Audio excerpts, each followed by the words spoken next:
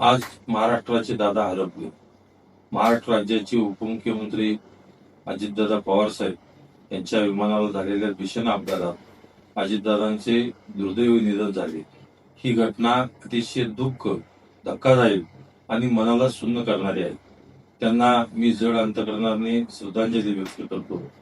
जनतेच्या प्रश्नासाठी पाटील 5 वाजल्यापासून तळमळीनं काम करणारे ते खरे लोकसेवक होते. राज्याच्या जडणघडणीत त्यांनी दिलेले योगदान व महाराष्ट्र कायम स्मरणात ठेवी. दादांचं अकाली जाणं हे त्यांच्या कुटुंबासाठी आणि संपूर्ण महाराष्ट्रासाठी आम्हा सर्वांनाच एक धक्कादायक आहे. प्रशासनावर जबरदस्त पकड आणि महाराष्ट्राच्या सर्वांगीण विकासाचा ध्यास असलेले धडाडीचे नेते अशी त्यांची ओळख होती.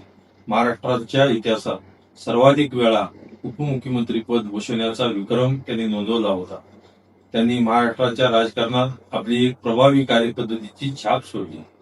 त्यांच्या निर्णयाने महाराष्ट्राने एक कणखर, शिस्तबद्ध, वक्तशीर आणि कार्यतत्पर नेतृत्व गमावले आहे.